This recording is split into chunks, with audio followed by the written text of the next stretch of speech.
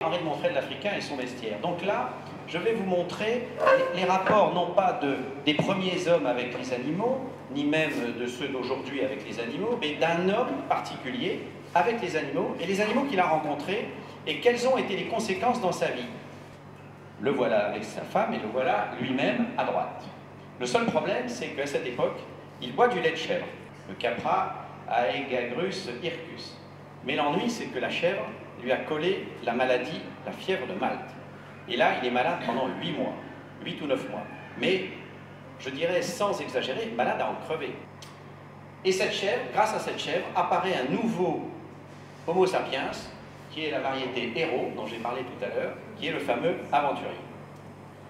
Donc il va partir à Djibouti, c'est là, en Éthiopie, et à Nyeri, au Kenya.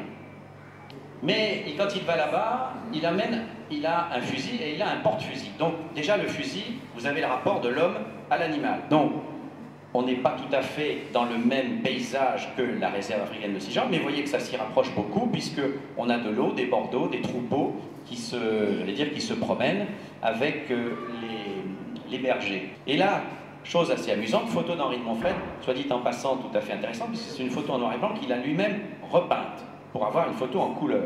Donc c'est un procédé assez particulier, tout à fait typique de sa, je dirais, de sa nature. Et là, ce qu'elle fait venir, la femme, elle fait venir le lait. Alors, ça consiste à quelque chose d'un peu spécial, mesdames, hein, c'est-à-dire vous prenez votre souffle le plus grand possible, vous vous collez, alors c'est très très bien répliqué par mon grand-père, moi je raconte ça très mal, vous vous collez le visage dans le derrière de la vache et vous soufflez un maximum.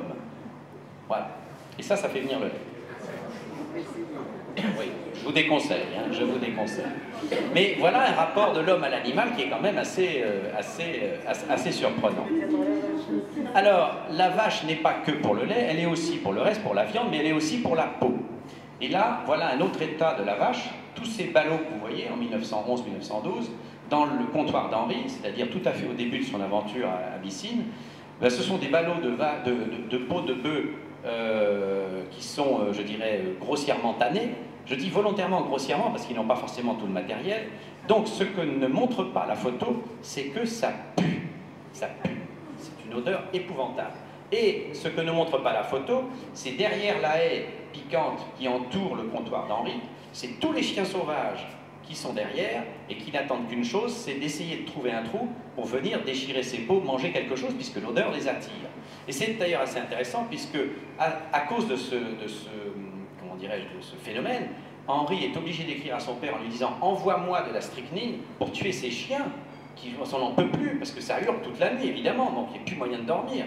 C'est pas un chien ou deux chiens, c'est 10, 15, 20, je ne sais pas. » Alors, voilà un autre animal que Henri va rencontrer souvent dans sa carrière, c'est le Camelus dromedarius et son gardien. Voilà les fameuses autruches. C'est tout à fait comme à la réserve, hein. Vous allez un tout petit peu vite, vous avez une autruche qui passe sur le chemin.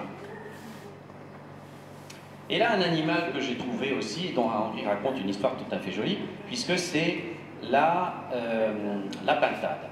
Alors la plume d'en bas, c'est une plume de pintade sauvage que j'ai ramassée en Afrique du Sud, parce qu'on ne peut pas résister, si vous voulez, devant une plume de pintade, c'est pas possible. Hein. Et Henri raconte un conte à ce sujet, autant fabuleux, où les bêtes parlaient, c'est-à-dire quand les hommes pouvaient entendre leur langage.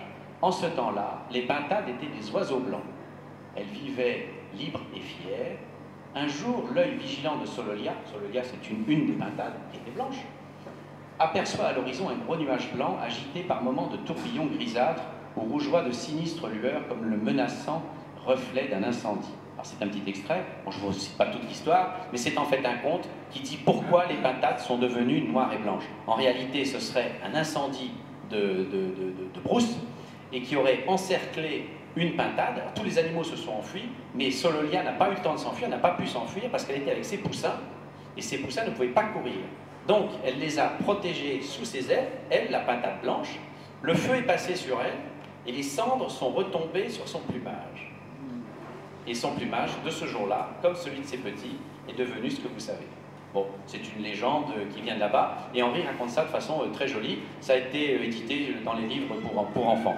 Et puis aussi, il rencontre le Canis lupus familiaris, c'est-à-dire c'est le chien commun. Alors pourquoi je vous montre cette image? Mort de l'administrateur Bernard. Bon, je vais vous résumer. Ça, c'est la photo de l'enterrement de l'administrateur Bernard. En réalité, l'administrateur Bernard, qui administrait la zone de Obok, en face de Djibouti, a été pris dans un guet-apens par des guerriers d'Anakil et a été tué après s'être, je dirais, magnifiquement défendu. Ça a fait un drame à l'époque, la mort de l'administrateur Bernard, et on l'a enterré. Et là, vous avez le gouverneur local qui vient de prononcer son oraison funèbre. Bien. Et Henri raconte ça dans un de ses livres, mais le problème, c'est que l'administrateur Bernard avait son chien. Et là, une fois qu'on a enterré cet homme dans sa tombe, eh bien, le chien est venu sur la tombe de son maître. Et il y est resté jusqu'à sa mort. C'est-à-dire il en est mort de faim et de soif pour ne pas quitter son maître. Et Henri raconte ça d'une façon poignante parce qu'on sent que, justement, là encore, la relation entre l'homme et l'animal, vous voyez, tout à l'heure on a parlé de chasse, on a parlé de haine, on a parlé de quantité de sentiments, et là il y a une espèce d'amour entre l'homme et l'animal qui va jusqu'à la mort. Alors que tout à l'heure on a vu une relation, notamment avec la chèvre, de l'homme et l'animal qui allait jusqu'à la mort. Et puis évidemment, arrive la fin de la guerre et le retour d'Henri en France en 1947. Lorsqu'il arrive à Paris, en France, eh bien il a ramené quand même des animaux avec lui, et d'ailleurs il a ramené son chacal, ce qui lui a posé quelques problèmes dans l'avion, parce qu'évidemment on ne voulait pas d'un animal. Les Anglais ont dit pas question, bon, il n'y a pas dans l'avion avec un animal. Bref, il est arrivé à le ramener, et ce chacal s'appelait, comme finalement beaucoup de ces animaux, quand moi j'ai connu Henri, il les appelait Titi Poupou, alors que ce soit le chat ou autre chose, c'était Titi Poupou. Et puis, un animal un peu spécial. Regardez cette photo. Vous voyez Henri, en bas à ses pieds un chat, et sur son épaule une espèce de truc noir. Le truc noir, ça n'est pas une ombre. Ce n'est pas un effet raté de la photo, c'est pas un trou, c'est une corneille. Une corneille que Henri avait apprivoisée. Et il lui dit, fais-nous le chat malade. Et la corneille faisait... Et elle lui faisait vraiment le chat malade. Mais c'était incroyable. La corneille faisait le canard. Très très bien. Et alors il se disait à un grand que la corneille en question qui faisait le chat malade, parce que moi je l'ai entendu, hein, et je peux vous dire qu'on le cherchait le chat malade, hein, parce qu'on se disait c'est pas possible, il est tellement malade qu'il faut faire quelque chose, quoi. Et ben non, il n'y avait pas de chat malade. Eh bien cet oiseau imitait ce qu'on disait pudiquement les femmes du village. Bon, ça faisait une espèce de piaillement comme ça. On m'a assez vite dit que ce n'était pas les femmes du village, c'était la femme d'Henri. Et le dernier animal, qui était chez lui, ça c'est un dessin que j'ai fait d'ailleurs le jour de sa disparition, à Ingrande, où vous avez dans le petit carré, vous voyez là où il y a une flèche, il y avait une espèce de petit vivarium, et il avait là un gros lézard vert, qu'il aimait bien, qui sortait de temps en temps, et pour lequel il allait dans la nature chercher des papillons, des gros hannetons, des trucs comme ça, pour le nourrir. Alors voilà, pour la réserve africaine de Sijan, vous voyez, finalement, quelques années plus tard, eh bien, Henri est venu planter le fameux arbre dont M. Boisard a parlé tout à l'heure.